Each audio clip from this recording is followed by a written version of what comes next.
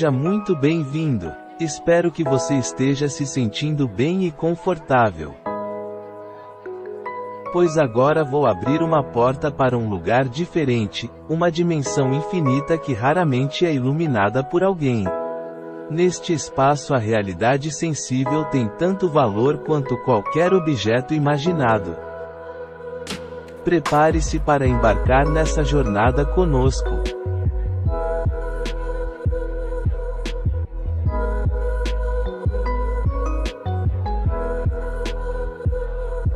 Aqui é o encontro com o insólito.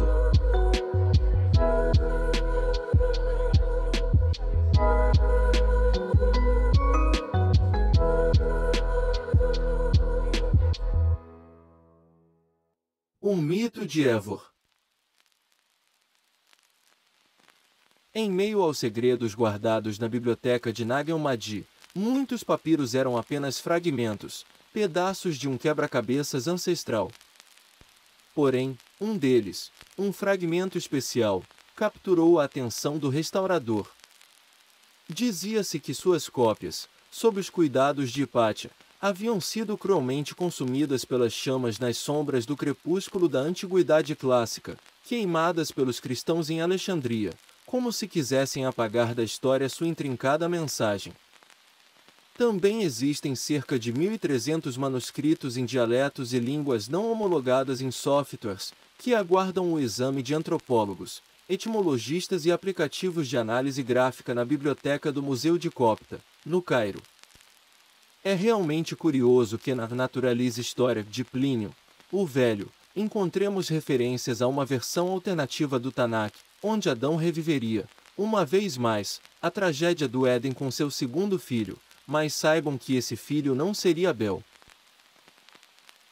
O restaurador, enquanto deslizava o scanner sobre os pergaminhos encerados, começou a se intrigar com outras versões de livros que eram considerados únicos e haviam sido preservados ao longo da história da humanidade. Ele entendia que, em um passado profundo e misterioso, o conhecimento era oferecido principalmente pela tradição oral.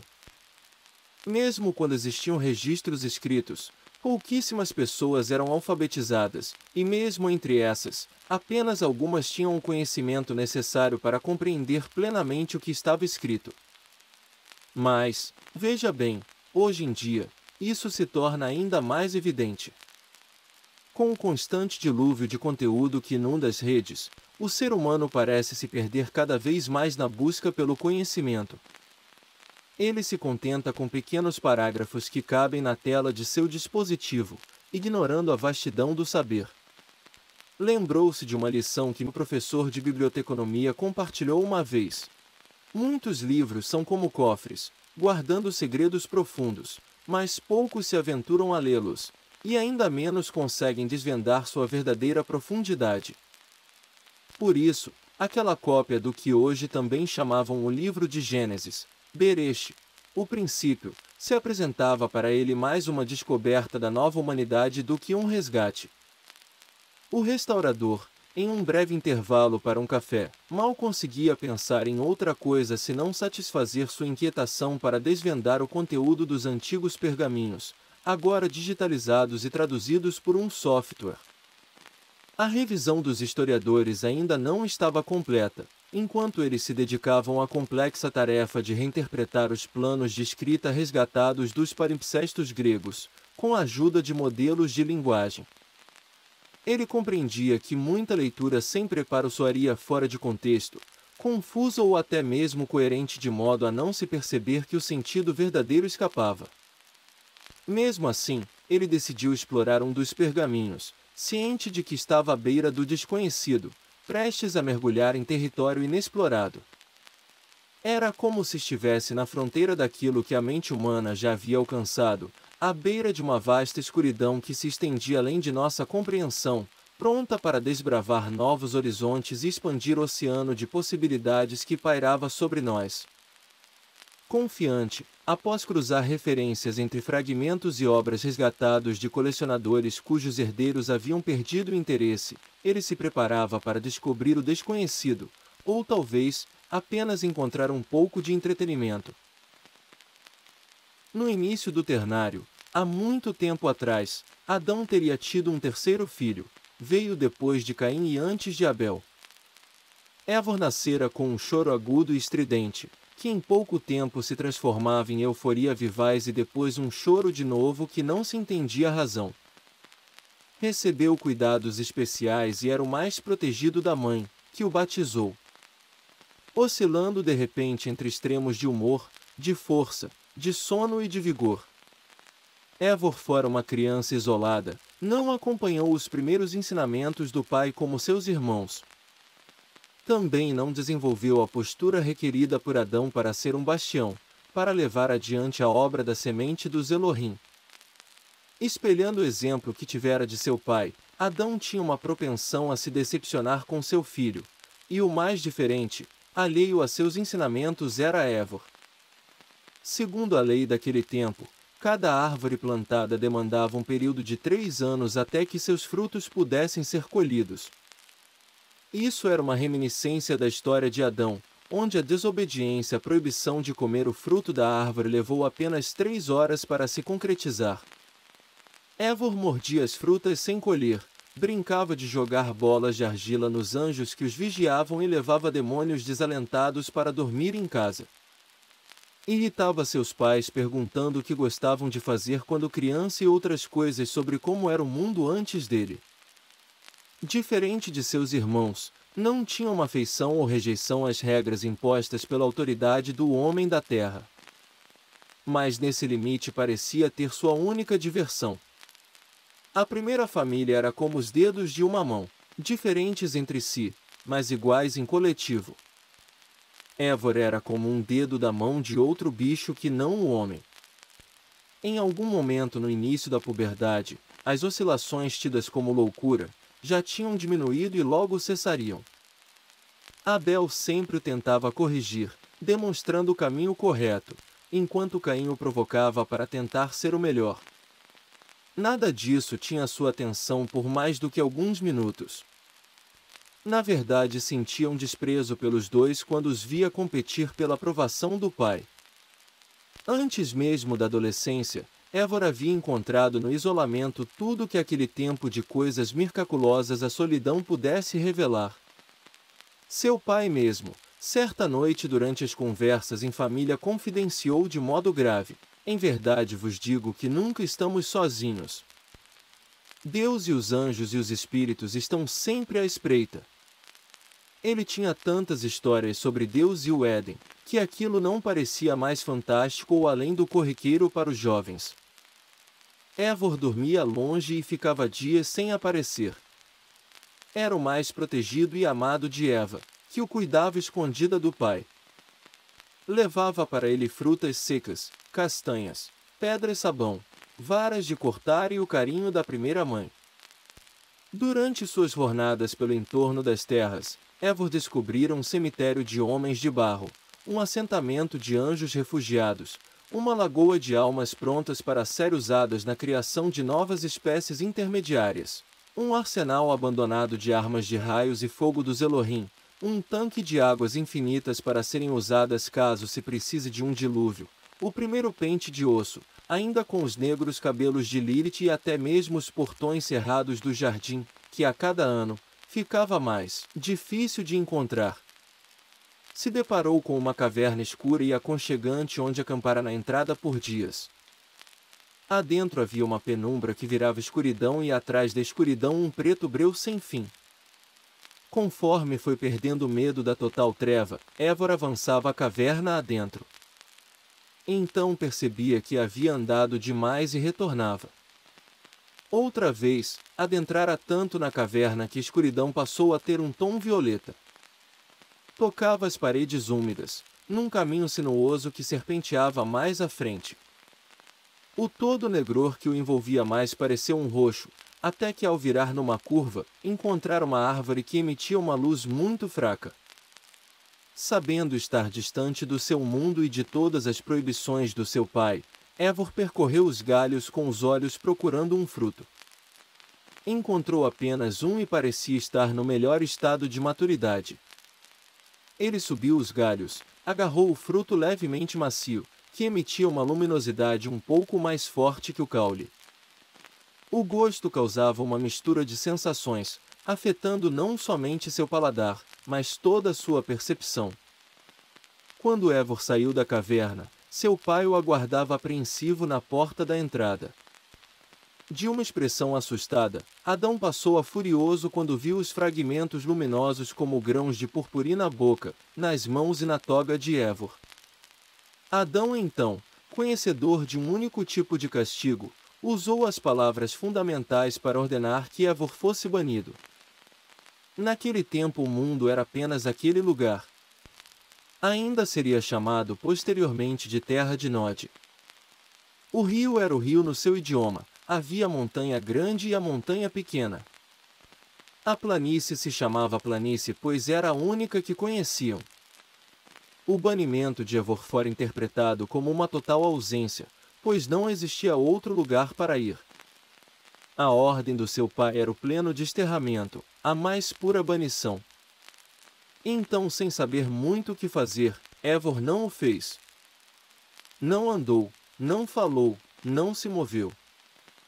De olhos fechados, procurou no seu entendimento o máximo que pôde de cumprir a ordem do pai. Não respirou, não reagiu, não pensou. Na sua origem, Eivor estava nas raízes de sua alma e descia cada vez mais fundo, para fora da terra. Buscava, sem buscar, sem querer, sem ser. A tradução dizia que Eivor alcançara a absência. Um estado total do ser humano que se perdera no tempo pois nunca fora ensinado ou aprendido. O desenvolvimento dessa percepção e visão de mundo era uma ramificação no caminho do intelecto do homem que começava e terminava com Eivor. Assim como o fogo grego, o papel chinês, o vidro veneziano e o elixir da longa vida, coisas que o homem não descobriu mais. Há outras versões que na busca pela caverna ele não se deparará com a árvore luminosa, mas uma divindade chamada Inu, que no hebraico antigo significaria não é. Acredita-se que este pode ser uma versão ocidental do Brahma hindu, ou uma contraparte dos Elohim. Não há registros diretos do culto a Inu, mas há relatos que era uma deidade do ponto neutro, a luz que brilha quando escurece e oculta na claridade. A bênção do meio, o poder do alcance, a lamúria gostosa, a estrela vespertina eram outras maneiras de chamar. Nas versões proibidas do Kybalion há uma referência à tábula esmeralda que conteria um terceiro gênero, que não seria uma polaridade, mas um ponto de balanço e equilíbrio que manteria o positivo próximo ao negativo, o frio coexistindo com o quente. Nos registros do Vaticano achados na Diocese de Cartago do século V, os adoradores de Lon passavam oralmente sua história de origem do mundo com o filho do meio de Adão, Ai, sendo a sua encarnação na Terra. Para eles o seu protetor vivia fora do tempo, tendo nunca abdicado mão de sua vida. Em respeito e cumprimento à banição de seu pai, não tocava a terra, tendo acesso a ela somente no momento em que alguém se pensava nele. Era cultuado como representante daquele que tudo abrange, também repelido e abominado pelos sumérios como a encarnação do ponto neutro. Extremamente herege às culturas animistas pois a total absência negava toda a vida e existência, negando ainda toda a polaridade e mudança. O restaurador sabia que essas eram interpretações sobre interpretações de povos de outras culturas, por isso era muito difícil se ater a qualquer verdade. Mas no culto de Lon, nos registros proscritos, encontrou um resumo enciclopédico sobre o Index Librorum Prohibitorum, literalmente índice de livros proibidos em latim.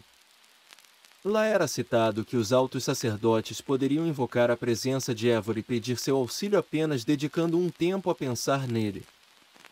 Pois habitava um lugar tão inerte na existência que apenas um pensamento poderia provocar uma ventania. E mesmo os iniciados não tinham acesso ao conhecimento da história de Eivor para não evocá-lo por acidente.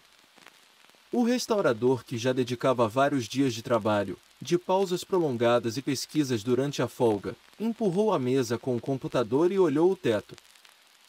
Recapitulou todas as narrativas montando o mito em sua cabeça, descartando aquilo que não era de seu gosto, pois a plausibilidade não era critério nos mitos.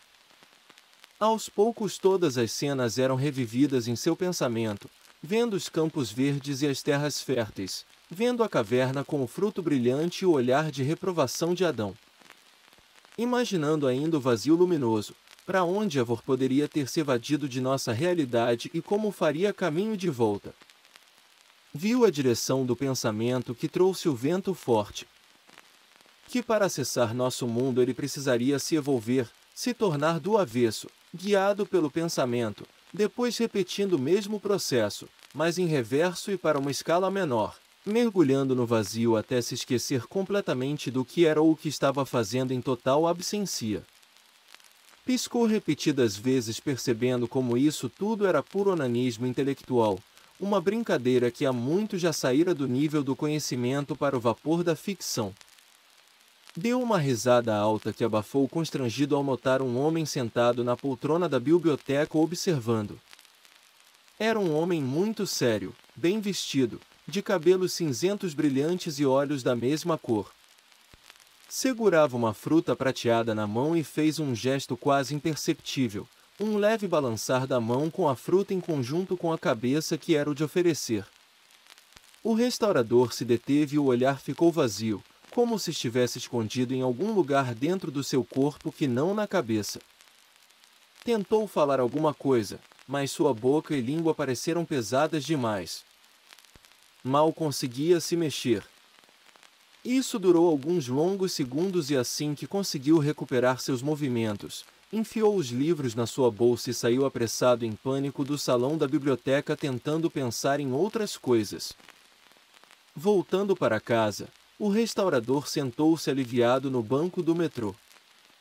A história de Eivor, com todas as suas reviravoltas e mistérios, ainda ecoava em sua mente. O encontro com o homem estranho havia deixado uma marca inapagável. Ele ponderava se realmente seria uma boa ideia descobrir mais sobre essa história. Enquanto mergulhava em suas reflexões, não percebera a figura de pé ao seu lado.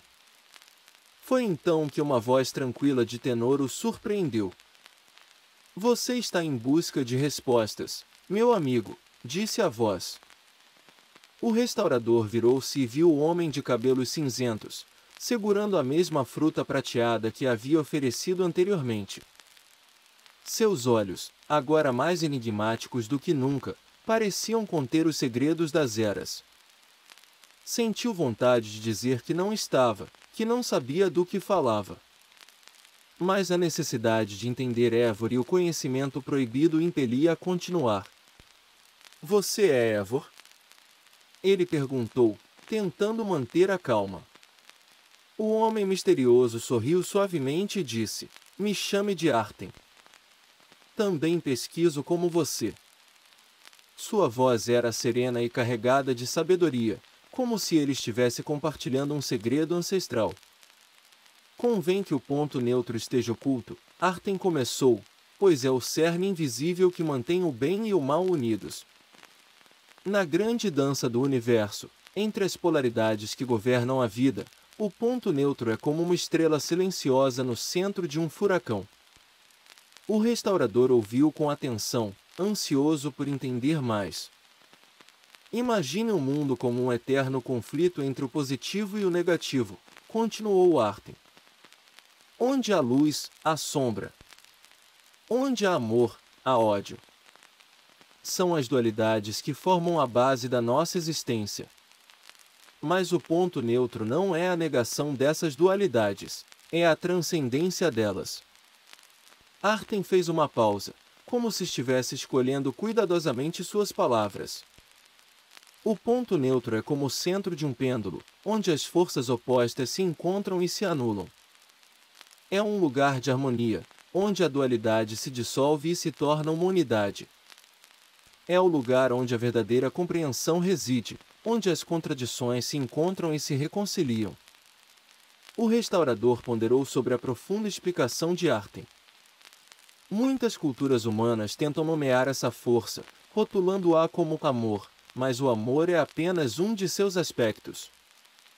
Essa única força de atração é a cola que mantém as estrelas nos céus, as galáxias em movimento e as almas humanas conectadas.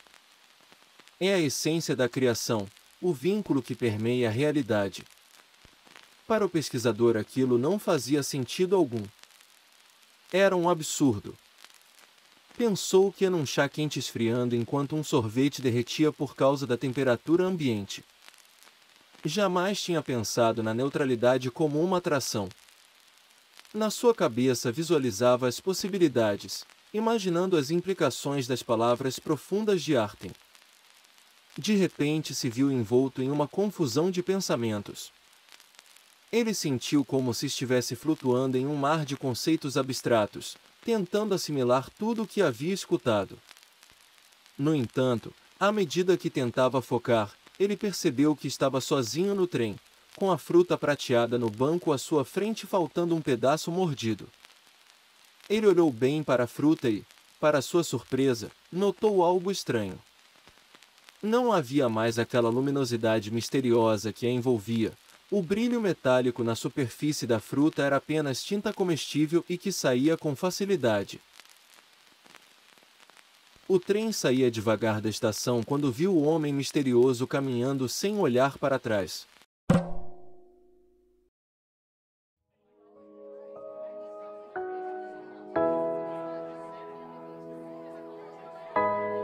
Obrigado por assistir até o fim. Espero que tenha gostado dessa história. Deixe nos comentários o que achou e compartilhe suas opiniões conosco. Se você curtiu o vídeo, não se esqueça de dar um joinha e, se ainda não é inscrito no canal, inscreva-se agora para não perder nenhum dos nossos próximos conteúdos. Fique ligado para mais histórias incríveis e vídeos interessantes. Até a próxima!